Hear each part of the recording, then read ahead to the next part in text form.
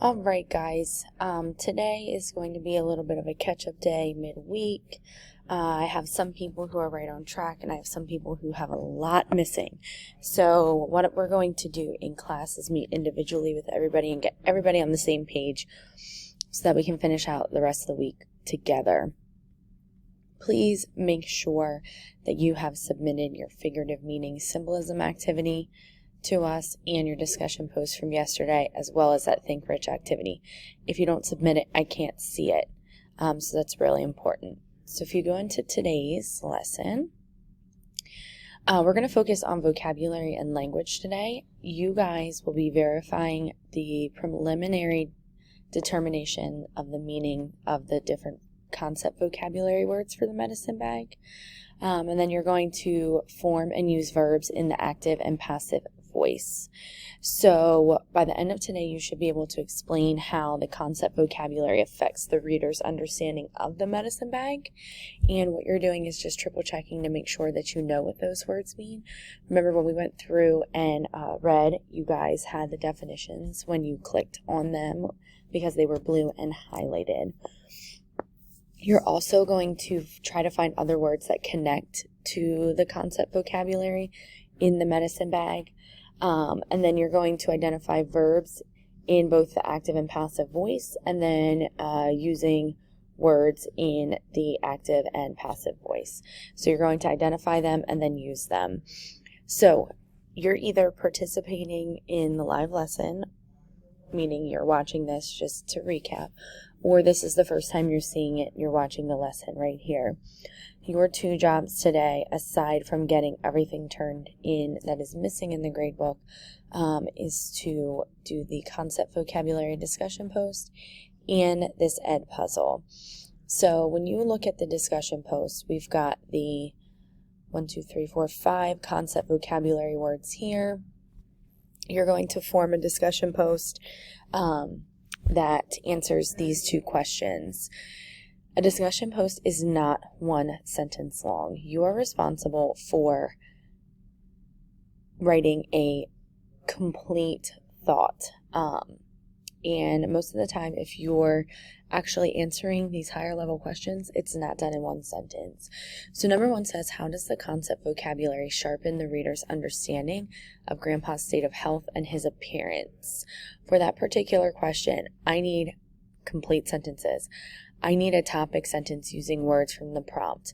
So, the concept vocabulary sharpens the reader's understanding of Grandpa's state of health and his appearance by, and then your answer. I need text support. Show me, using these words, how these words sharpen our understanding of Grandpa's health and the way that he looks. And then you also need a concluding statement, obviously spelling and grammar count. For number 2, it says, what other words in the selection connect to the concept of Grandpa's state of health and his appearance? So what you're doing is you're going through and finding more words that connect to your concept vocabulary and describe what he looks like. I need a complete sentence. Don't just list the words. This is a discussion post, and I want you guys to get used to using full sentences. Even when we did the author spotlight and I told you that you could bullet your response, I still expected complete sentences from you. So those expectations, did not change. But I'm seeing that some of our discussion posts are kind of slacking a little bit, and we're answering in like 1 to 2 sentences, which is not okay. So the first thing you're going to do is dive into that vocabulary study. After you're finished with that, we're going to dive into using those verbs in active and passive voice. So you have an ed puzzle. And last night I tried to make sure that I opened it in both classes. If for some reason it does not pop up and it does not look like this and it says error, something wrong, go to our homepage and look for it under the upcoming button. Sometimes if you click that instead, it pops up, but those are the 2 ways that I know that you can get into your ed puzzle. Your ed puzzle has 10 different spots. Some are multiple choice, some are open-ended, some are me telling you a trick that will help you with determining whether a verb is in active or passive form. So please make sure that you take your time through this. If you don't know the answer, go back and re-listen to the explanation before putting your answer, because this is graded. Once you finish with both your discussion post and your active and passive voice Edpuzzle, I want you to check PowerSchool, and I want you to make sure that you have everything turned in. The missing assignments, if they're not already zeros from the previous week, from this week are going to, the missing assignments are going to turn into zeros by Friday. So please make sure that you have everything in.